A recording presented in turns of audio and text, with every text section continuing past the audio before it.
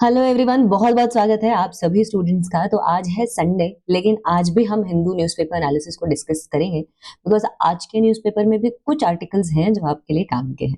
तो जैसा कि आप जानते हो, हम लोग यहाँ पर दो तीन न्यूज़ को पकड़कर ऐसे एग्जॉस्टिवली डिस्कस नहीं करते बिकॉज वो हमारे एग्जाम में इतना काम का नहीं आता।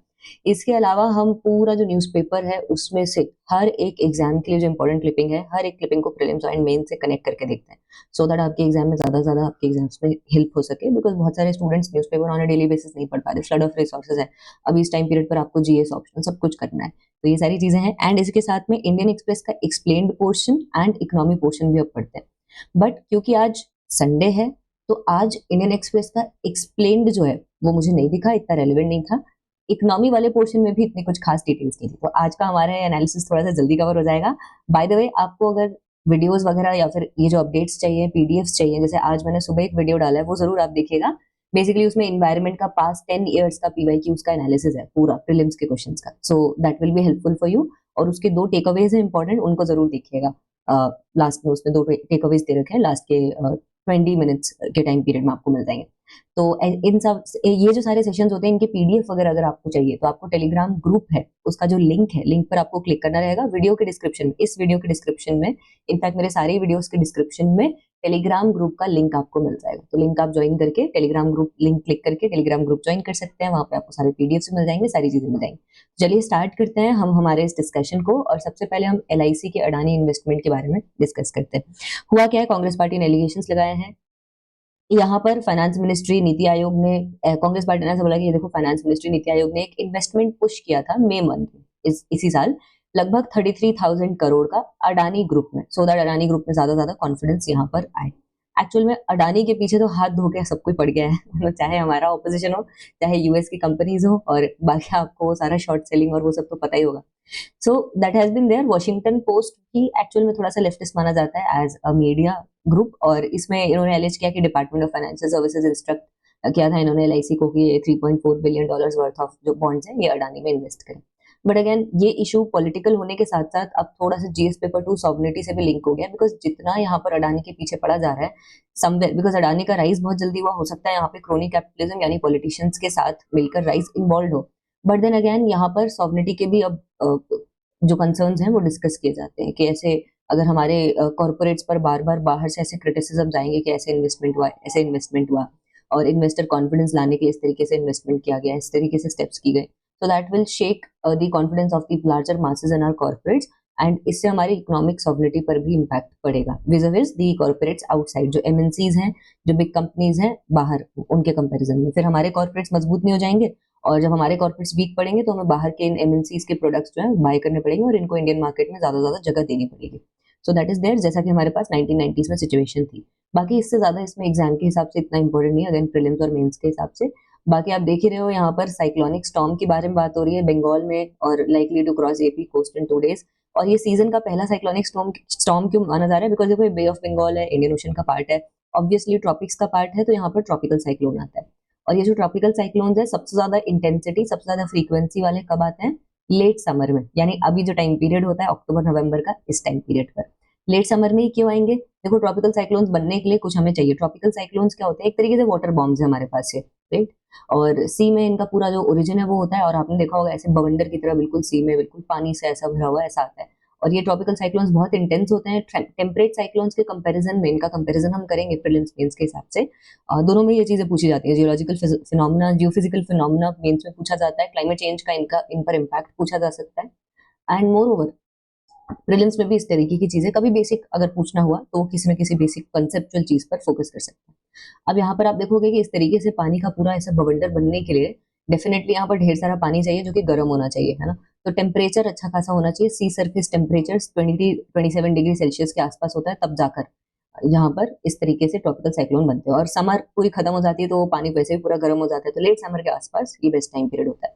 इसी के साथ साथ थोड़ा सा कोरियोलिस फोर्स प्रेजेंट होना चाहिए, यानी कि बिल्कुल इक्वेटर पे 0 डिग्री लाइन पर ये नहीं बनेगा, क्योंकि कोरियोलिस फोर्स, जैसे अगर आप देखोगे ये वर्ल्ड है, वर्ल्ड में इक्वेटर के जस्ट ऊपर कोरियोलिस फोर्स इस तरीके से और यहाँ पर इस तरीके से ऐसे काम करता है। तो कोरियोलिस फोर्स जो है वो यहाँ पर पानी को मोड़ने में हेल्प करता है। एक्चुअल में ये जो ट्रॉपिकल रीजन है यहाँ पर कोरियोलिस फोर्स की वजह से ये जो ट्रॉपिकल साइक्लोन्स है ये एंटी साइक्लोनिक तरीके से चलते हैं, है ना। तो ये इस तरीके से एक्चुअल में कोरियोलिस फोर्स काम करता है एंटी साइक्लोनिक वे में। और यही ट्रॉपिकल साइक्लोन्स, ये जो नीचे वाला सदर्न हेमिस्फीयर है, इसके अगर हम इस तरफ जाएंगे तो यही आपको इस तरीके से दिखाई देंगे। So that is there. और इसमें फिर आप देखोगे कोरोलिस फोर्स प्रेजेंट होना चाहिए, वर्टिकल विंड शेयर नहीं होना चाहिए। वर्टिकल विंड शेयर होगा, शेयर क्या होता है, जैसे ये बवंडर बना तो यहाँ ये वाली हवा ऊपर वाली बहुत तेज चल रही है, नीचे वाली बहुत कम चल रही है। ऊपर वाला ये बवंडर का हिस्सा पूरा ये पूरा यहाँ पर चला जाएगा और नीचे वाला रह जाएगा। सो इस वजह से साइक्लोन स्ट्रांग नहीं हो पाएगा। तो वर्टिकल विंड शेयर एब्सेंट होना चाहिए, ज्यादा इंस्टेबिलिटी हवा में नहीं होनी चाहिए, ये भी आपको हेल्प करता है। इसके साथ साथ low pressure, because low pressure यहाँ पर अगर प्रेजेंट होता है थोड़ा सा सी सरफेस टेम्परेचर अच्छा होने के साथ साथ, क्योंकि टेम्परेचर बढ़ेगा तो वैसे भी लो प्रेशर जोन डेवलप होगा, तो बिल्कुल बीच में यहाँ पर आप देखोगे कि थोड़ा सा लो प्रेशर जोन रहना चाहिए। तो ये सारी कंडीशंस है ट्रॉपिकल साइक्लोन्स के बनने की। बाकी अगर मैं इसका डायग्राम बना के दिखाऊं तो डायग्राम बनाने का तरीका है इसका, ज्यादातर स्टूडेंट्स को डायग्राम देखो प्रैक्टिस तो करना पड़ता है प्रीलिम्स के टाइम पर और मेंस, मतलब प्रीलिम्स के टाइम में, मेंस के टाइम पर करना पड़ता है।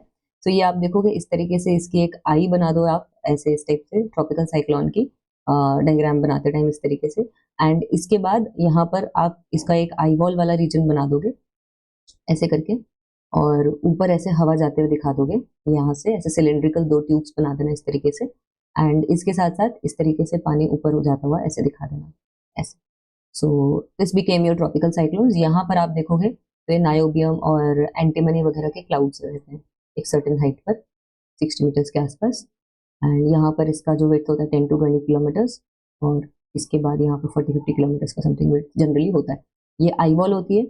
अब देखिए जैसे जैसे पानी ऐसे ऐसे ऐसे जा रहे हैं तो कहीं ना कहीं हवा नीचे भी आएगी, जो ऊपर वाली हवा है, तो इस तरीके से हवा नीचे भी आती है बिल्कुल आई के अंदर। तो आई के अंदर जो छोटा सा एरिया होता है वहां सबसाइडिंग एयर होती है एंड थोड़ा सा हाई प्रेशर जोन होता है।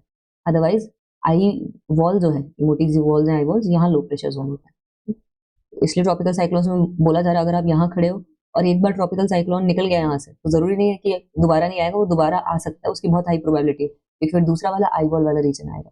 That has to be very clear. ये थोड़ा सा ट्रॉपिकल साइक्लोन्स के बारे में, कहाँ कहाँ पर आ सकता है, कैसे कैसे हो सकता है। बाकी आप देखिए यहाँ पर ये स्पीड्स वगैरह इतनी अचीव हो सकती है, ये सब लिखा हुआ है। चलिए आगे चलते हैं इसके आगे वाले डिस्कशंस में और उसको हम डिस्कस कर लेते हैं, थोड़ा सा देख लेते हैं न्यूज़पेपर को और क्या क्या न्यूज़ आज के टाइम पीरियड में, आज वाले इसमें। Pakistan must and rights violations in occupied areas. ये तो छोटे छोटे स्टेटमेंट्स हैं, पाकिस्तान पर बेस्ड हैं, बहुत सारे इश्यूज हैं, पाकिस्तान ऑक्यूपाइड कश्मीर के इश्यूज हैं, बाकी यहाँ पर इश्यूज हैं, सो वो हम कभी ना कभी डिस्कस कर लेंगे because this comes up regularly.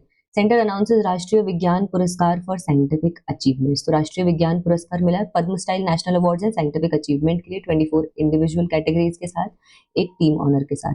ये हमारे एक एमिनेंट साइंटिस्ट है जयंत विष्णु नार्लिकर, जो कि मई में पास हो गए थे, तो इनको पोस्टुमसली ये विज्ञान रत्न मिला। ये बेसिकली एक लाइफ टाइम यहाँ पर अवार्ड है। इसको हम पद्मा स्टाइल अवार्ड से इसलिए कंपेयर कर रहे हैं बिकॉज ये भी सिटीजन्स को साइंटिफिक एक्सीलेंस, साइंटिफिक अचीवमेंट में बहुत अच्छे से यहाँ पर अवार्ड करता है। बाकी 8 साइंटिस्ट हैं इस साल, इनको ये सब अवार्ड मिला।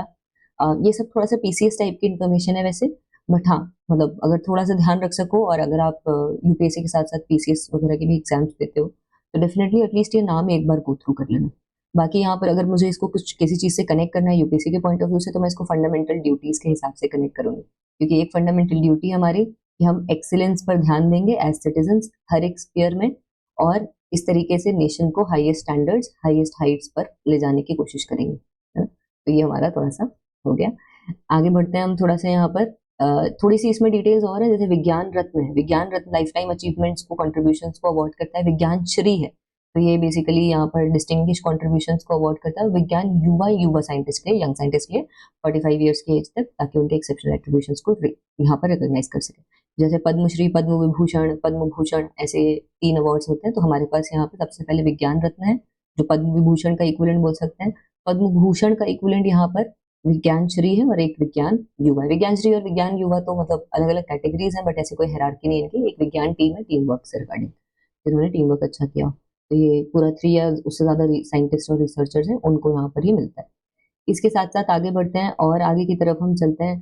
तो sharp reduction in number of complaints received by Lokpal. So ये लोकपाल का न्यूज लगातार चल रहा है।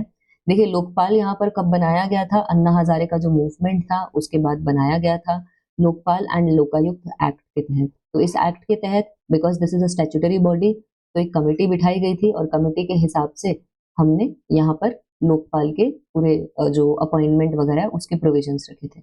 बट देन यहाँ पर जो लोकपाल कंप्लेंट्स रिसीव कर रहा है, that number has gone down. लगभग 2,500 से 2022-23 में नंबर इस साल 233 तक पहुंच गया है, और जिनमें 289 प्रिलिमिनरी इंक्वायरीज अवार्ड की है। वैसे तो लोकपाल के पास जो कंप्लेंट्स वगैरह आ सकती हैं, उसमें भी जैसे पिडपी एक्ट के हिसाब से, एक पिडपी एक्ट आया था 2014 के हिसाब से, है ना, जिसे विसल ब्लोअर्स एक्ट भी कहते हैं बेसिकली।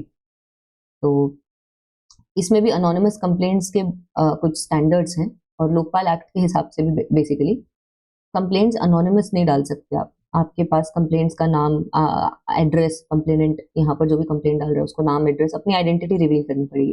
तो इससे भी कहा जाता है कि लोकपाल वगैरह में, बिकॉज अगर आइडेंटिटी रिवील करनी है तो सामने वाले की आइडेंटिटी रिवील हो जाएगी, सामने वाले की आइडेंटिटी रिवील हो जाएगी तो वो डर जाएगा कंप्लेंट करने से करप्शन के खिलाफ, और फिर वो कंप्लेंट नहीं करेगा। तो एक मेजर ड्रॉबैक इस पर्टिकुलर एक्ट का और इस पर्टिकुलर बॉडी का ये भी दिखाई देता है।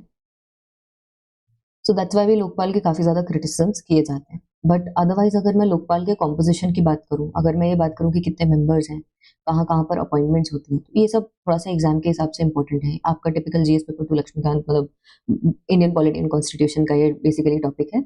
इसके हिसाब से लोकपाल में कितने मेंबर्स हैं? 8 मेंबर्स हैं। इनमें से it is very mandatory important that half of the members are from judiciary.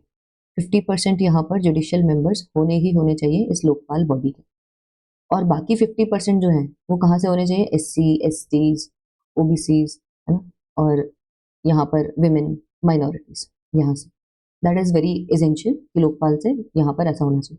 अगर आप लोकपाल की जुरिस्डिक्शन देखो तो यहाँ पर भी देखो लिखा हुआ है prime minister, union ministers, member of parliament, senior government officials, सारे जुरिस्डिक्शन में आते हैं लोकपाल के। So that is there. एक सेकेंड, आई जस्ट इसको थोड़ा सा मैं नीचे स्क्रॉल डाउन कर देती हूँ आपके लिए। Yes, that is there. ये लोकपाल का जुरिस्डिक्शन के बारे में। अब थोड़ा सा अपॉइंटमेंट के बारे में देख लेते हैं।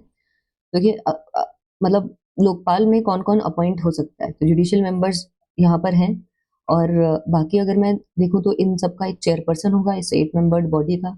ये जो चेयरपर्सन है, या तो ये सुप्रीम कोर्ट का एक रिटायर्ड चीफ जस्टिस हो सकता है, या तो सिटिंग चीफ जस्टिस हो सकता है।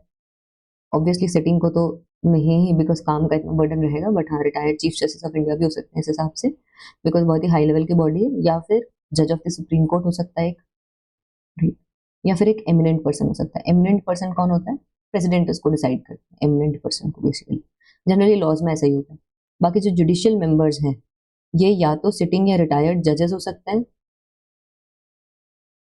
अगेन सिटिंग या रिटायर्ड जजेस यहाँ पर सुप्रीम कोर्ट के, या फिर chief justice of high court भी हो सकता है। So that is there. बाकी जो मेंबर्स हैं सारे के सारे जुडिशियल मेंबर्स के अलावा, ये ऐसे एमिनेंट पर्सन होने चाहिए जिनको मिनिमम 25 ईयर्स का एक्सपीरियंस होना चाहिए।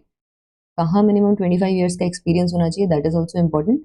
तो इनको एक्सपीरियंस होना चाहिए एंटी करप्शन पॉलिसी, पबैड, पब्लिक एडमिनिस्ट्रेशन वगैरह, विजिलेंस वगैरह में, जैसे विजिलेंस डिपार्टमेंट में मान लो काम किया और जीवन भर किसी ने गवर्नमेंट में, फाइनेंस वगैरह में, है ना, तो इन सब में एक्सपीरियंस होना चाहिए। जैसे इंश्योरेंस, बैंकिंग, लॉ, मैनेजमेंट, इनमें भी 25 ईयर्स का हो वो भी चल जाता है। यानी पब्लिक सेक्टर बैंक का कोई व्यक्ति उठा के बहुत बार बना देते हैं लोकपाल वगैरह। तो दैट इज देयर। हालांकि कुछ व्यक्ति फिर भी लोकपाल नहीं बन सकते। अब ये सिक्योरिटीज इसलिए रखी जाती है ताकि किसी भी आप उल्टे सीधे पर्सन को यहाँ पर ना बिठाओ। जैसे एमिनेंट पर्सनैलिटी, अब एमिनेंट में ऐसा नहीं है कि एमिनेंट पर्सनैलिटी चक्कर में आप 35 साल के किसी भी पॉलिटिशियन को बना दो बिठा के आपके फेवरेट को ना। तो इंसान 45 ईयर से बड़ा ही होना चाहिए लोकपाल बनने के लिए।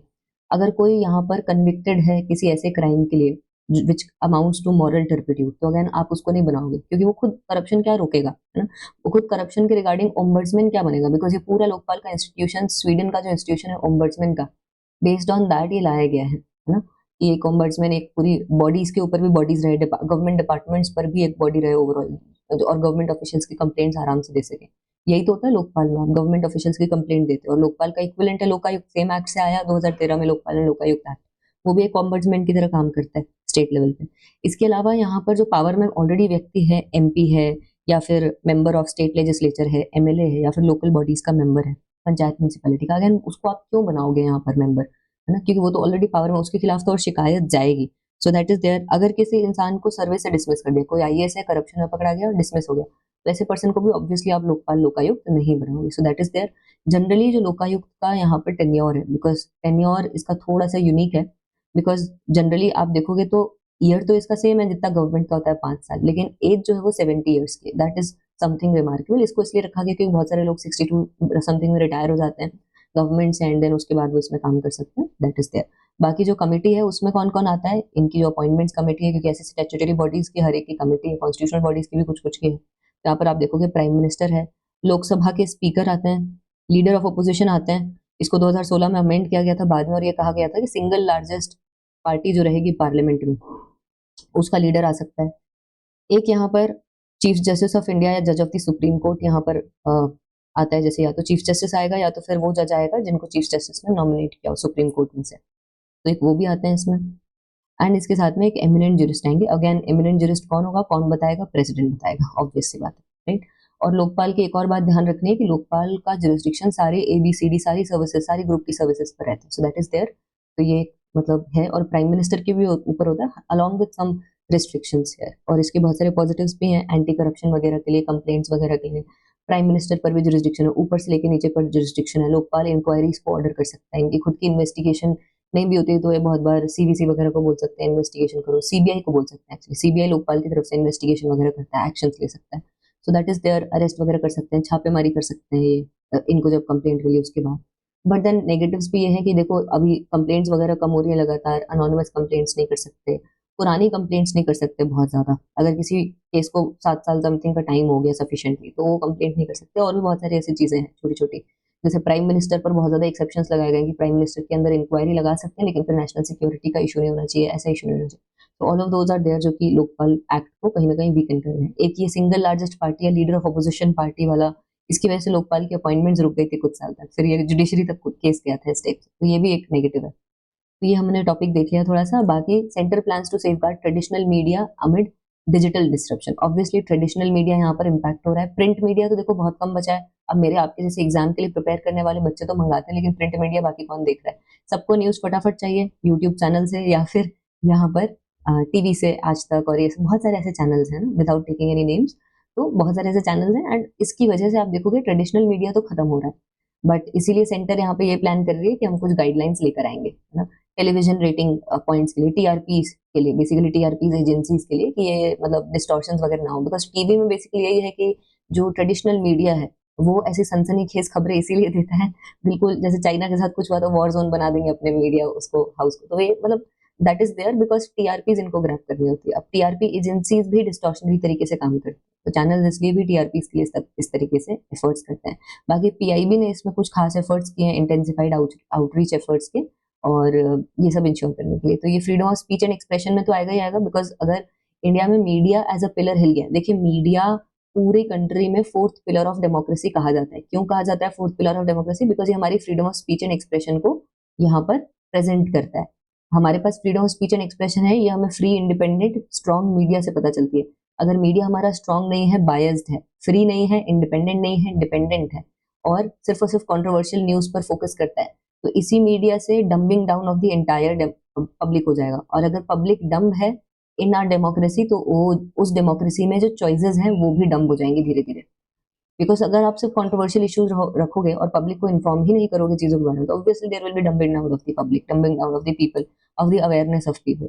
एंड देन इससे आप किसी भी डेमोक्रेसी में धीरे धीरे टोटलिटेरियनिज्म ला सकते हो, हिटलर जैसा कुछ ला सकते हो, राइट, मुसोलिनी जैसा कुछ ला सकते हो। That is the major threat here. तो ये पूरा GS paper 2 freedom of speech and expression और बाकी जो मीडिया की फ्रीडम है उससे रिलेटेड है।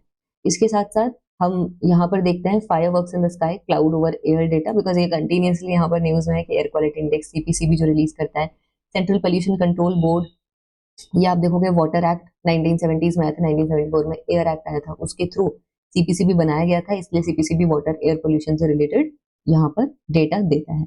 और उस हिसाब से दिल्ली में हमने देखा, Delhi was the most polluted city in the world according to IQ air. IQ air के डेटा के हिसाब से भी Delhi worst polluted city in the world था अक्टूबर में, अक्टूबर 2025 में। देखो अक्टूबर 21 का डेटा है, तो आप ऐसे देख सकते हो कि दिवाली के just next day Delhi worst polluted था। तो क्रैकर्स का यहाँ पर इम्पैक्ट पड़ता है। हम सोचते हैं एयर पोल्यूशन क्या ही है, साल में एक बार तो क्रैकर्स आते हैं, ट्रेडिशन वगैरह तो सेलिब्रेट करेंगे इसे, but not necessarily that is there. यहाँ पर ऐसा नहीं है, यहाँ इम्पैक्ट पड़ता है, नो डाउट, ये हमें देखने को मिला है। एक ये बहुत अच्छा आर्टिकल है GS पेपर 3 का, साइंस एंड टेक का। कभी कभी हिंदू में कमाल कर देते हैं बिल्कुल। ये एयर पोल्यूशन वाला डिस्कस करेंगे हम अभी, बट हाँ ये साइंस वाला जो आर्टिकल है क्वांटम कंप्यूटिंग का, ये again it is very nice. क्योंकि देखिए हुआ ये था कि 2017 के आसपास गूगल ने एक सुपर कंप्यूटर, क्योंकि गूगल ना क्वांटम कंप्यूटर्स में बहुत ज्यादा काम करता है, तो एक क्वांटम कंप्यूटर था साइकोमोर। इसने ट्रेडिशनल कंप्यूटर्स को हरा दिया था, जो ट्रेडिशनल सुपर कंप्यूटर्स होते हैं उनको, और एक ऐसा टास्क करके दिखाया था जो कि इसने कुछ मिनटों में कर दिया था। और वही टास्क एक नॉर्मल जो ट्रेडिशनल कंप्यूटर है या फिर ये जो सुपर कंप्यूटर्स हैं, इसको 200,000 ईयर्स लगते हैं उसी टास्क को करने में। तो मतलब क्वांटम सुप्रीमेसी दिखा दी थी, ये दिखा दिया था कि क्वांटम कंप्यूटर ट्रेडिशनल कंप्यूटर से ज्यादा सुपीरियर है। अब देखो, अगर मुझे इसको थोड़ा सा एक्सप्लेन करना हो तो मैं यहाँ पर शॉर्ट में लिखती हूँ ऊपर की तरफ। देखिए, ट्रेडिशनल कंप्यूटर्स में क्या होता है, वो इलेक्ट्रिसिटी से चलते हैं, करंट से चलते हैं। और यहाँ पर क्या होता है, ट्रांजिस्टर्स लगे रहते हैं और उनमें आपको पता है 0 या 1 दो ही आउटपुट होते हैं। अब 0 यानी कि ऑफ, 1 यानी कि ऑन आउटपुट।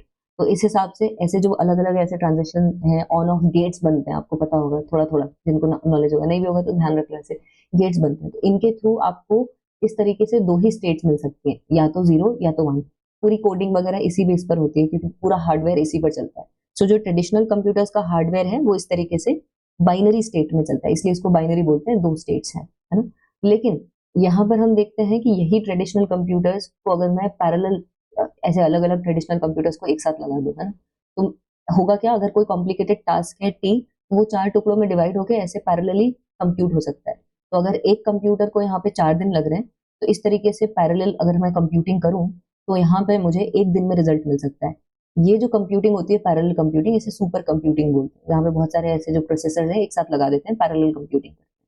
लेकिन सुपर कंप्यूटिंग के भी लिमिटेशंस हैं। भारत में आप देखोगे बहुत सारे सुपर कंप्यूटर्स हैं, जैसे सीडैक वगैरह के हैं, परम शिवाय, परम सिद्धि, और भी बहुत सारे हमारे पास सुपर कंप्यूटर्स मौजूद हैं। सीडैक जो है बनी थी बॉडी, तो मतलब ऐसे काम होते हैं हमारे यहाँ, बहुत सारे सुपर कंप्यूटर्स आपको वर्ल्ड में भी दिखेंगे। बट देन हमें एक रेवोल्यूशन हुआ कि ये तो सब ट्रेडिशनल फिजिक्स के मॉडल पे चल रहे हैं, है ना, और मैथ्स को यूज कर रहे हैं पुरानी। लेकिन अगर हम क्वांटम फिजिक्स का इसी में यूज करने लग जाए, देखो क्वांटम फिजिक्स में क्या होता है, हम क्वांटम स्टेट्स का यूज करते हैं। क्वांटम यानी कि बिल्कुल माइक्रो लेवल पर, जो हमें एटॉमिक लेवल पर दिखाई दी फिजिक्स, उसकी बात हम कर रहे हैं। हाइजेनबर्ग वगैरह ने जो अनसर्टेनिटी प्रिंसिपल डिस्कवर किया उसकी बात कर रहे हैं। तो इसमें क्या होता है, एक एटम होता है, एटम के अंदर यहाँ पे न्यूक्लियस होता है, न्यूक्लियस के अंदर प्रोटॉन और न्यूट्रॉन होते हैं और बाहर इलेक्ट्रॉन होता है। अब ये जो इलेक्ट्रॉन है अलग अलग ऑर्बिट्स में होते हैं, आपको पता होगा, राइट। ट्रेडिशनल फिजिक्स क्या बोलेगी, ये इलेक्ट्रॉन यहाँ है इस पॉइंट पर, है ना, तो उसको एक्स वाई जेड एक्सिस पे मैप कर देंगे। जैसे मैं कहीं सड़क पे खड़ी हूँ तो वो मेरी पोजीशन बता देंगे एग्जैक्टली कि ये वीनस मैम यहाँ पर इस टाइम पर इस जगह पर ऐसे खड़ी है। लेकिन क्वांटम कंप्यूटर्स में क्या होता है, कोई जरूरी नहीं है, इलेक्ट्रॉन प्रोबेबिलिटी में चलता है ना, क्योंकि इलेक्ट्रॉन पार्टिकल क्या होता है, पार्टिकल भी होता है और वेव भी होता है, ये हमें पता चला, है ना। तो अब क्या हुआ, हमें समझ में आया कि कोई चीज वेव भी है तो वो 10% यहाँ हो सकती है, 20% यहाँ हो सकती है, 50% यहाँ हो सकती है, फिर 10% यहाँ हो सकती है, फिर 5% यहाँ हो सकती है, राइट। तो यानी कि कोई एक स्टेट नहीं है। इसी तरीके से, इसीलिए अगर आप किसी एक पॉइंट पे देखोगे तो ऐसा नहीं है 0 या 1 बाइनरी ट्रेडिशनल कंप्यूटर की तरह। यहाँ पे जो स्टोरेज है वो 0 से 1 के बीच में अलग अलग पॉइंट्स पे भी हो रहा है, 0.99, 0.98, 0.96 इस टाइप से। सो दिस इज कंप्यूटिंग जो ज्यादा एडवांस्ड है, क्योंकि आपको ज्यादा देखो डेटा के लेवल्स मिल गए स्टोर करने के लिए, और इसकी वजह से जो कॉम्प्लिकेटेड प्रॉब्लम्स हैं वो इजीली सॉल्व हो जाएंगे। जैसे अगर मैं दो कंप्यूटर्स को अपने सामने रखती हूँ, ट्रेडिशनल कंप्यूटर, सुपर कंप्यूटर, दोनों को बोलती हूँ 2+2 बताओ, तो ये दोनों आंसर देंगे 4। अब अगर मैं ट्रेडिशनल कंप्यूटर को बोलूंगी कि 5 1 2 3 4 5 2 3 4 5 6 0, ये ऐसे 10 नंबर है, इनको ऐड करो, ट्रेडिशनल कंप्यूटर फट से ऐड कर देगा। लेकिन सुपर कंप्यूटर थोड़ा सा टाइम लगा सकता है इसमें, है ना। तो सुपर कंप्यूटर जरूरी नहीं है कि एडवांस ही, लेकिन अगर मैं ट्रेडिशनल कंप्यूटर को बोलूंगी आज बारिश होगी या नहीं मॉनसून के हिसाब से बताओ, वो नहीं बता पाएगा, बिकॉज वो बाइनरीज में काम कर रहा है। सुपर कंप्यूटर इसको बता सकता है क्योंकि इसमें बहुत सारे वेरिएबल्स हैं, बारिश होगी या नहीं। इंडियन मॉनसून दुनिया का सबसे कॉम्प्लेक्स फिनोमेना है, लेकिन सुपर कंप्यूटर को आदत है बहुत सारे वेरिएबल्स को एक साथ चल के और बहुत सारी पैरेलल कंप्यूटिंग एक साथ करने में, और इस तरीके से अलग अलग वेरिएबल्स को यूज करने में और प्रोबेबिलिटी को बताने में, बेसिकली प्रोबेबिलिटीज का गेम देखने में। So that's why super computers are important. Google इसमें काम कर रहा था, लेकिन अब क्या हुआ, यही Google, MIT, Stanford and Caltech, इन्होंने क्या रिपोर्ट किया, एक विलो नाम का क्वांटम प्रोसेसर बनाया। अब विलो क्लियरली सुपर कंप्यूटर्स को आउट परफॉर्म कर रहा था। जब 2017 में सिकामोर का आया तो लोगों ने यहाँ पर एलिगेशन लगाए कि नहीं नहीं, क्वांटम कंप्यूटर सुपीरियर नहीं है, ऐसा ऐसा तुम तो मजाक करते हो। लेकिन फिर वाकई पता चला नहीं नहीं ऐसा नहीं, क्वांटम कंप्यूटर वाकई सुपीरियर है। देखो वेव फंक्शंस का यूज कर रहे हैं, ये सब यहाँ पे लिखा हुआ है। इसके साथ साथ इन्होंने डिकोडेड क्वांटम इंटरफेरोमेट्री का यूज किया। ये देखो, मैंने क्वांटम कंप्यूटर से सही रिजल्ट निकाल दिए, लेकिन वो सही रिजल्ट भी प्रोबेबिलिटी में है। क्यों? क्योंकि क्वांटम कंप्यूटर्स प्रोबेबिलिटी में काम करता है। बट अगेन, मुझे अगर इस आउटपुट को अच्छा सा एम्पलीफाई करना है तो मैं दो वेव्स का यहाँ पे इंटरफेरेंस करवा दूंगी, है ना, जैसे डिकोडेड क्वांटम इंटरफेरोमेट्री बोल रहे हैं, और इसके थ्रू मैं सही रिजल्ट को, जो एक्यूरेट रिजल्ट है उसको मैं एम्पलीफाई कर दूंगी, बड़ा चढ़ा के बता दूंगी, है ना।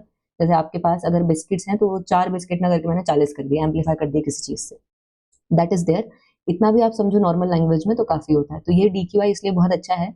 और यहाँ पर देखो, इंफॉर्मेशन को यहाँ पर जो स्टडीज हैं इनमें इंफॉर्मेशन को स्क्रैम्बल भी किया गया, कॉम्प्लेक्स कंप्यूटिंग इकोसिस्टम है। यानी क्वांटम कंप्यूटर से सिर्फ ऐसा ना हो, लेकिन एक्चुअल में जो क्वांटम कंडीशंस होती है रियल लाइफ में उसमें भी ये दिखाई दिए, उसको भी स्क्रैम्बलिंग की मदद से पूरा डेटा को उल्टा पुल्टा कर दिया इस तरीके से, जैसे ताश के पत्ते ऐसे खड़े हैं तो उनको पूरा इस तरीके से बिखेर दिया। उसके बाद भी रिजल्ट जानने की कोशिश की और रिजल्ट तब भी सेम आया रियल लाइफ सिचुएशन में, रियल लाइफ क्वांटम सिचुएशन में।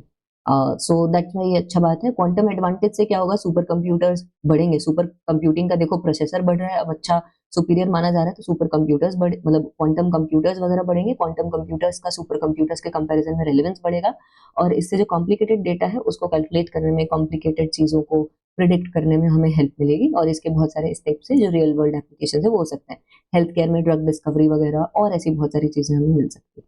सो दैट इज देयर, और इस तरीके से हमने ये सब किया है। इसके साथ साथ ग्रीन क्रैकर्स का एक टॉपिक है। देखिए ग्रीन क्रैकर्स आज से कुछ साल पहले नागपुर बेस्ड जो CSIR national environmental engineering research institute है, इन्होंने बनाए थे, है ना, जिनके नाम क्या थे, सफल, स्टार एंड स्वास, है ना, सेफ वाटर रिलीजर, सफल और स्टार, ये नाम थे। पहले के जो आपके ट्रेडिशनल क्रैकर्स हैं उनमें क्या क्या यूज होता है, जैसे बैरियम नाइट्रेट यूज होता है ना, इस टाइप के कंपोनेंट्स यूज होते हैं, हार्मफुल कंपोनेंट, सल्फर यूज होता है। लेकिन जो ग्रीन क्रैकर्स हैं उनमें क्या क्या यूज हो रहा है, रट लो, जियोलाइट्स यूज हो रहे हैं। Zeolites are water absorbing chemicals, तो जैसे ही ग्रीन क्रैकर्स जलेंगे तो वाटर एब्जॉर्बिंग जो इमिशन एब्जॉर्बिंग केमिकल्स है वो उसके साथ ही यहाँ पर आएंगे, तो फिर वो एब्जॉर्ब हो जाएंगे बहुत सारे इमिशन उसी टाइम। वाटर रिलीजिंग मॉलिक्यूल्स जैसे बोरोन बेस्ड रिएजेंट्स इसमें यूज होते हैं, है ना, जो कि डस्ट सप्रेसेंट्स की तरह भी काम करते हैं, क्योंकि वाटर रिलीज करेंगे तो डस्ट को सप्रेस करेंगे, सही, वाटर से डस्ट सप्रेस हो जाती है। मेटेलिक कंपोजिट्स यहाँ पे आते हैं ताकि ये कंबशन टेम्परेचर को बढ़ा सके, जैसे कि टेम्परेचर थोड़ा सा, मतलब कंबशन टेम्परेचर बढ़ेगा तो थोड़ी सी एफिशिएंसी बढ़ जाएगी कंबशन की, है ना। इजिली यहाँ पर CO2 से सब रिएक्ट कर देगा, एटमॉस्फेयर के O2 से रिएक्ट करके, और जल्दी जल्दी पूरी तरीके से कंबस्ट हो जाएंगे। तो हाफ जो कंबशन वाले प्रोडक्ट्स होते हैं, कार्बन मोनोऑक्साइड और अधूरे नाइट्रेट सल्फेट्स, इन सब से नुकसान नहीं होगा। तो ये सब मॉलिक्यूल्स यहाँ पर ट्रेडिशनल जो क्रैकर्स के ऊपर, ग्रीन क्रैकर्स में यहाँ पर यूज हो रहे हैं। So that is there. लेकिन अब प्रॉब्लम क्या है, ग्रीन क्रैकर से क्या एक्सपेक्टेड था कि पर्टिकुलेट मैटर पोल्यूशन जो था वो कम होगा, और यहाँ पर 30% 40% इस टाइप के रिजल्ट्स देखने को मिले हैं। जैसे श्वास वगैरह में आप देखोगे यहाँ पर इस टाइप से रिजल्ट्स देखने को मिले हैं। तो अपटेक तो ये रहा है, लेकिन अभी हम देख रहे हैं ग्रीन क्रैकर्स के बावजूद यहाँ दिल्ली में एयर पोल्यूशन देखने को मिला है। Delhi has been the worst cities, जैसे हमने अभी भी देखा है एयर पोल्यूशन के हिसाब से, स्विस बेस्ड जो डेटा है IQ एयर, उसके हिसाब से अक्टूबर 21 को। So that is there. हालांकि अगर आप commission for air quality management की बात करो, ये कुछ साल पहले बनाया गया था दिल्ली NCR रीजन के लिए पूरा, यानी कि हरियाणा वगैरह, गुड़गांव वगैरह, नोएडा वगैरह सब कुछ मिलाकर जो दिल्ली NCR रीजन है, अलग अलग स्टेट्स का पूरा वो रीजन मिलाकर, नेशनल कैपिटल रीजन को मिलाकर, जहां पर 69 कॉन्स्टिट्यूशनल अमेंडमेंट एक्ट के हिसाब से एक दिल्ली की लेजिस्लेटिव असेंबली और सरकार बनती है, पूरा वो रीजन मिला के दिल्ली NCR वाला, है ना। तो इस पूरे रीजन के लिए ये नेशनल कमीशन बना। ये नेशनल कमीशन पूरा यहाँ पर रजिस्टर करता है, standards of standard operating procedure बनाता है, रजिस्टर करता है यहाँ पर क्रैकर्स के को, और लाइसेंसेस वगैरह भी यहाँ पर प्रोवाइड होते हैं, है ना।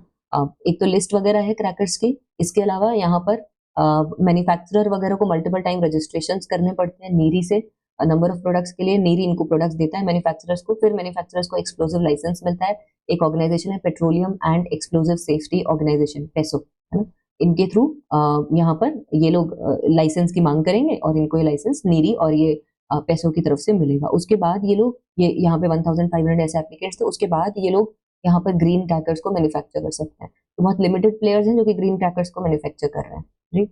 सो दैट इज देयर। और क्या ये लेस पोल्यूटिंग है? हाँ जी, थोड़ा सा लेस पोल्यूटिंग है, लेकिन अगर ज्यादा क्वांटिटी में यूज किया जाए ये सोच के कि ये ग्रीन है तो बात वही पड़ जाती है। इसके साथ साथ थोड़ा सा यहाँ पर H1B वीजा का टॉपिक है, because again that is important. तो ये प्रोफेशनल वर्किंग पीपल के लिए वीजा होता है, साइंस, टेक्नोलॉजी, इंजीनियरिंग, मैथमेटिक्स के, स्पेशली टेक के सेक्टर्स में यूएस ने लगातार इंडियंस, चाइनीज, स्पेशली इंडियंस को वीजा दिए हैं, और इमिग्रेशन डिपार्टमेंट ने, और उस वजह से कंपनीज को फायदा हुआ है लोकल लेवल पर। और इसके लिए यूएस की जो इमिग्रेशन सर्विसेज थी इन्होंने क्लैरिफाई किया था। इन्होंने पहले क्या बोला था कि $100,000 का आपको फी लगेगा हर एक H1B वीजा पर, लेकिन बाद में बोला था कि अगर आप कन्वर्ट करते हो अपने H1B वीजा को तब आपको फी नहीं लगेगी। तो यूएस के स्टूडेंट्स के लिए अच्छी बात है, जो इंडियन स्टूडेंट्स यूएस में पढ़ रहे हैं, कि अगर वो रुकना चाहें और उनको अच्छा कोई प्लेसमेंट मिलता है तो वो H1B वीजा पर सीधा सीधा यहाँ पर शिफ्ट हो सकते हैं, और उसके लिए उनको फी वगैरह नहीं लगेगी। ये चेंज क्यों आया है? क्योंकि इंडियंस का ये जो हाई टैलेंट है, ये हाई वैल्यूड टैलेंट है, ये यूएस के लिए भी इंपॉर्टेंट है, बिकॉज यूएस की सिलिकॉन वैली इसी से यहाँ पर बेसिकली हो रही है। और यूएस का जो एजुकेशन डिपार्टमेंट है, बच्चे वहाँ पे साइंस एंड टेक ज्यादा पढ़ते हैं यूएस में compare to Indians and Chinese. Maths भी उनकी वीक होती है कंपेरेटिवली, ग्लोबल डेटाज में ऐसे देखने को मिला है। तो वैसे भी उनके यहाँ पर बहुत बड़ा एक गैप रहेगा, और अगर वो ये गैप को नहीं फिल कर पाते तो उनका डेवलपमेंट भी प्रॉपरली नहीं हो पाएगा, ऑब्वियस सी बात है। तो ये सब यहाँ पर चीजें हैं और इसीलिए H1B वीजा में ये सारे हमें डेवलपमेंट्स देखने को मिले। तो ये इतना ही था आर्टिकल। बाकी आप देखोगे पाकिस्तान मोस्ट वांटेड जिहादिस्ट बिल्कुल भी इंपॉर्टेंट नहीं एग्जाम के हिसाब से। हाँ, अगर आपको टेररिज्म वगैरह के बारे में पढ़ने में थोड़ा सा ऐसा लगता है कि हम पढ़ के थोड़ा किसी को बताएंगे कि देखो ऐसा ऐसा ऐसा, तब आप पढ़ सकते हो, बट अदरवाइज नहीं। Google's AI for drug discovery is a win for scientific research, ये दैट इज गुड। गूगल के बारे में आज तो गूगल के बारे में साइंस के बारे में बहुत कुछ आया। तो देखिए यहाँ पर ये है एक गूगल का यहाँ पर AI मॉडल है, बिकॉज गूगल ना AI मॉडल्स में बहुत ज्यादा आगे बढ़ रहा है धीरे धीरे ओपन AI के कंपैरिजन में भी, पीछे से बैक एंड में। तो गूगल के बहुत सारे ऐसे AI के जो आपके वो है AI के ऐसे मॉडल हैं, उन सबका एक क्यूमुलेटिवली उन सारी चीजों को एक साथ जेमा बोलते हैं। तो जेमा का ही एक ये AI मॉडल है C2 स्केल, है ना। और इस C2 स्केल ने क्या किया, एक ड्रग के बारे में बात की। इसने बताया कि ये जो पर्टिकुलर ड्रग है, ये पर्टिकुलर ड्रग सिर्फ और सिर्फ ट्रीटमेंट में जैसे अभी तक यूज किया जाता था, सिर्फ और सिर्फ वैसे ही यूज नहीं हो सकता, है ना। इस ड्रग का आप देखिए यहाँ पर सिल्मी टैसरटिब CX4945 ये इसका नाम है। तो इन्होंने बताया कि ये ड्रग अभी जैसे यूज होता है, जैसे multiple myeloma, kidney cancer, medulloblastoma, advance solid tumours, सिर्फ इनके लिए यूज नहीं हो सकता, लेकिन इस ड्रग का इस्तेमाल हम कैंसर के जो सेल्स हैं उनको पहचानने में भी कर सकते हैं, है ना। अब ये इन्होंने कैसे बताया, AI कैसे बता पा रहा है जब डॉक्टर्स ये चीज नहीं बता पा रहे थे। यानी कि एक प्रेजेंट ड्रग जो एक्जिस्टिंग ड्रग है उसका नया यूज इसने बता दिया, बिना किसी क्लिनिकल ट्रायल डेटा के, स्पेसिफिकली इस ड्रग पर, है ना। बिना अपना खुद का कोई रिसर्च किए लैब में, साइंटिस्ट को तो रिसर्च करनी पड़ेगी किसी को 4-5 साल, तब जाके बता पाएगा, लेकिन इसने ऐसे बता दिया। कैसे? क्योंकि ऐसा जो AI मॉडल है ये C2 स्केल, इसको लार्ज बिग डेटा यहाँ पर फीड किया गया, जिसकी वॉल्यूम, वेरासिटी, वेराइटी सब कुछ ज्यादा। ऐसे मेडिकल डेटा से ये मॉडल सिर्फ वर्ड्स नहीं उठाते, जनरली क्या होता है चैट GPT वगैरह वर्ड्स पे चलते हैं, एक वर्ड से दूसरे वर्ड की तरफ हो जाते हैं, लार्ज लैंग्वेज मॉडल्स ऐसे चलते हैं। लेकिन ये जो AI मॉडल है ये सेंटेंसेस उठाता है मेडिकल, है ना, और उन सेंटेंसेस का एनालिसिस करता है। तो इतने बड़े मेडिकल डेटा के एनालिसिस के बाद इस डेटा, इस पर्टिकुलर C2 स्केल यानी cell to sentence scale, cell to sentence आपको समझ में आ रहा होगा। तो इसने ये बताया कि ये दवाई कैंसर के जो सेल्स हैं उसमें आइडेंटिफाई करने में भी हेल्प कर सकता है at the initial stage. Cancer के ट्रीटमेंट में तो अभी यूज हो ही रहा है अलग अलग टाइप की बीमारियों में, लेकिन अदरवाइज आइडेंटिफाई करने में कि कौन से यहाँ पर वो है प्रॉब्लमेटिक हो सकते हैं, उसमें भी यहाँ पर यूज हो सकता है। And that's a big thing. AI का ये अगला यूज है GS paper 3 science and tech, AI के यूजेस में आपको काम आ जाएगा मेंस वगैरह में।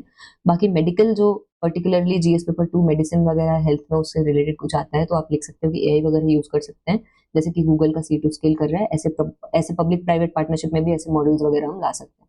तो लार्ज लैंग्वेज मॉडल्स का देखिए यहाँ पर बहुत बड़ा एक रोल है, ये भी एक तरीके का लार्ज लैंग्वेज मॉडल है जो सेंटेंसेस को एनालिसिस करता है। So that is there. इसके साथ साथ AI में प्रॉब्लम ये भी है कि हम सब कुछ AI के ऊपर डिपेंडेंट होते हैं, तो AI की हमारे लाइफ में इतनी ज्यादा वैल्यू हो जाती है, हम पूरे तरीके से डिपेंडेंट हो जाते हैं, हमें AI से ही डोपामाइन यानी कि खुशी मिल रही होती है। तो AI डिटॉक्स भी जरूरी है। तो आज का पूरा जो न्यूज़पेपर है वो साइंस एंड AI में। Higher GST dampen sale of ethnic wear during Diwali. तो ये यहाँ पर बताया गया कि GST कम तो किया था वैसे नवरात्र के टाइम पे, बट देन दिवाली के टाइम पर हमने देखा कि ये गारमेंट पे GST इतना ज्यादा नहीं यहाँ पे बढ़ा है। गवर्नमेंट ने क्या किया है कि 18% स्लैब में गारमेंट्स को रख दिया, बाकी FMCG वगैरह फूड वगैरह में तो कम हुआ GST, लेकिन गारमेंट्स 18% में रखे तो इसलिए कपड़े वगैरह थोड़े से महंगे हो गए। So that is there. तो टेक्सटाइल इंडस्ट्री में कभी आप इस पॉइंट को नेगेटिव की तरह लिख सकते हो कि टैक्सेशन वगैरह प्रॉपर रखा जाए, प्रेडिक्टेबल रखा जाए। Samsung India R&D has emerged as a key global collaborator. ठीक है, तो ये फैसिलिटी है बैंगलोर में, इसको आप ऐसे लिख सकते हो। GS पेपर 3 में इंफ्रास्ट्रक्चर में टेलीकम्युनिकेशंस के साथ साथ यहाँ पर इंफ्रास्ट्रक्चर में की ऐसी फैसिलिटीज है हाई एंड, जो कि ग्लोबल लीडर की तरह आ रही है 3G to 4G ट्रांजिशन में, और currently 4G to 5G transition में सैमसंग इंडिया बहुत इंपॉर्टेंट रोल प्ले कर रहा है। बाहर की कंपनी लेकिन इंडिया में यहाँ पे अच्छा कर रहे हैं। एक यहाँ पर मुंबई में एक इंपॉर्टेंट डेवलपमेंट हो रहा है, AI at work round table हो रही है, जहां पर AI में governance, cyber security, again GS paper 3 main science and tech AI में काम आ सकता है। कि कैसे यहाँ पर जो ये AI राउंड टेबल है इसमें बताया जा रहा है कि AI के गवर्नेंस में ध्यान देना बहुत ज्यादा जरूरी है।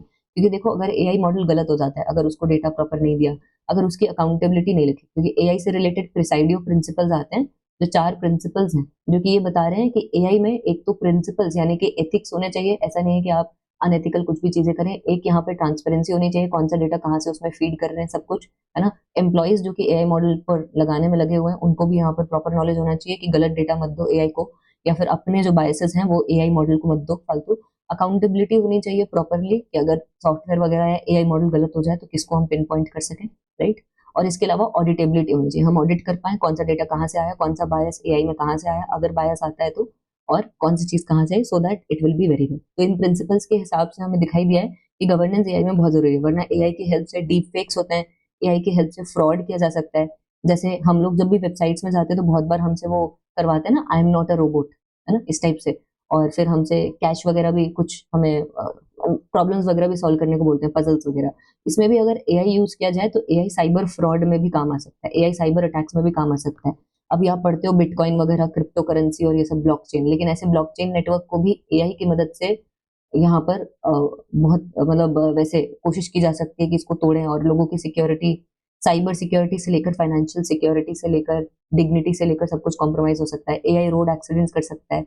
एआई को अगर आप घर पे यूज करते हो जैसे वैक्यूम रोबोट्स की तरह इस टाइप से, तो वो इंसानों को हर्ट कर सकते हैं। तो ऐसी बहुत सारी प्रॉब्लम हो सकती है, तो इसलिए एआई में गवर्नेंस जरूरी है। और दूसरा साइबर सिक्योरिटी के मामले में इंपॉर्टेंट, क्योंकि एआई मॉडल्स का इस तरीके से मिसयूज किया जा रहा है, ये देखा गया है। एंड दैट्स वाई इस एआई राउंड टेबल में इसकी काफी ज्यादा बात की जा रही है। इसलिए बैलेंसिंग एक्ट करना जरूरी है, इनोवेशन भी स्टिफल ना हो और गवर्नेंस भी प्रॉपरली किया जाए, है ना। क्योंकि ऑटोनोमस थ्रेट ऑपरेशंस मशीन जो है, दैट इज मतलब ये जो ऑटोनोमस थ्रेट ऑपरेशंस मशीन है, आइडेंटिफाई कर सकती है, थ्रेट को एनालाइज कर सकती है, रिस्क कोड दे सकती है। तो that is there. Data integrity यहाँ पर प्रॉपरली होनी चाहिए, एआई को गलत डेटा मत दो। रिस्क अवेयरनेस यहाँ पर होनी चाहिए इंटरप्राइजेस के अंदर कि क्या रिस्क हो सकती है एआई को यूज करने से और इंसानों को रिप्लेस करने से। जॉब लॉस से लेकर ओवरऑल प्रोडक्टिविटी में इम्पैक्ट, मैनिपुलेटिव जो बायसेस होते हैं एआई में वो भी आ सकते हैं, इससे लेकर डेंजर्स वगैरह उसके सप्लाई चेन में, इंडस्ट्रियल इश्यूज में, ये सब आ सकते हैं। तो टेक्नोलॉजी अलोन, टेक्नोलॉजी की हेल्प से यहाँ पर फ्यूचर सिक्योर नहीं होगा, इंसानों की भी जरूरत रहेगी। इस तरीके से एआई गवर्नेंस में हमें सोचना चाहिए। बाकी वर्ल्ड लेवल पे आप देखिए, हिरोशिमा मेमोरियल पर लोग गए, बट जापान का डिफेंस पोस्चर हम देख रहे हैं, क्योंकि जापान में मतलब पीएम आई है women, she is conservative, Sanae Takaichi, and she is of course willing to further amend article 9 of their constitution, और इसके हिसाब से मिलिटराइजेशन करेंगे। आर्टिकल 9 मिलिटराइजेशन को प्रिवेंट करने की बात करता था सेकेंड वर्ल्ड वॉर के बाद, जब जापान हारा और जापान ने हिरोशिमा नागासाकी के बाद यहाँ पर डिफीट डिक्लेयर की थी, अगस्त 15 को डिक्लेयर की थी। सो दैट इज देयर 1945 में। लेकिन इसके बाद जापान का कॉन्स्टिट्यूशन बना गाइडेड बाय यूएस से, इसलिए आर्टिकल 9 डाला गया। लेकिन अब जो पॉलिटिशियंस आए हैं जैसे शिंजो एबे और अभी ये जो आए हैं तकाइची, दे प्रेफर आर्टिकल 9 को चेंज किया जाए और जापान मिलिटराइज करे अपने आप को, क्योंकि जापान के ऊपर जो यूएस का सिक्योरिटी अम्ब्रेला है दैट इज डिक्लाइनिंग। अब ये सिक्योरिटी अम्ब्रेला, ये जो डेटरेंस है, सिक्योरिटी डेटरेंस, ये डिक्लाइन कर रहा है, तो इससे चाइना डेटर नहीं होगा, है ना। तो चाइना से लड़ने के लिए ऑब्वियसली जापान को फिर अपना खुद का यहाँ पर कुछ डिफेंस में चाहिए। So that is there. और इसी के रिगार्डिंग बात है, Trump Asia return East Timor's entry to mark ASEAN summit. ठीक है, ईस्ट तिमोर की एंट्री हो गई आसियान में, तो अब 10 नहीं 11 मेंबर्स होंगे। That's a big thing, ASEAN change हो जाएगा हमेशा के लिए। सो ये यहाँ पर बताया जा रहा है। बाकी ट्रम्प वगैरह इसको अटेंड करेंगे, इंडिया तो वर्चुअली अटेंड कर रहा है ऑब्वियसली। एंड ये हम देखेंगे। बहुत बहुत धन्यवाद, बहुत बहुत शुक्रिया। आपके साथ आज के न्यूज़पेपर एनालिसिस में भी मजा आया, रोज ही आता है। और चलिए ऐसे ही हम यहाँ पर डिस्कस करते रहेंगे इंपॉर्टेंट टॉपिक्स को, और न्यूज़पेपर एनालिसिस डेली करते हैं। Thank you so much.